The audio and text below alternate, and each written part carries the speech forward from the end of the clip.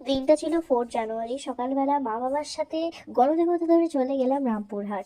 তারপর প্রকৃতির দৃশ্য দেখতে দেখতে চলে গেলাম ভিআইপি রোড। একটু হেঁটে চলে গেলাম আমাদের বুক করা হোটেল শিবম সম্রাটে। তারপর শুরু হলো খাওয়া দাওয়ার পর্ব। খাবারে ছিল ডাল পুরি ও আলু সবজি। খাওয়া দাওয়া শেষ করে রওনা হলাম মন্দিরের উদ্দেশ্যে। ভেবেছিলাম ভিড় হবে, কিন্তু আশা করিনি যে এতটা ভিড় হবে। মাঝে শরীরটা খারাপ হয়ে পড়ায় আর ভিডিও করতে পারিনি।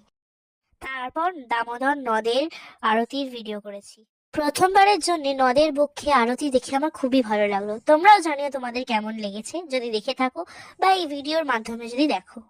ফাইনালি আমরা চলে এলাম পুজো দেওয়ার জন্য মন্দিরে।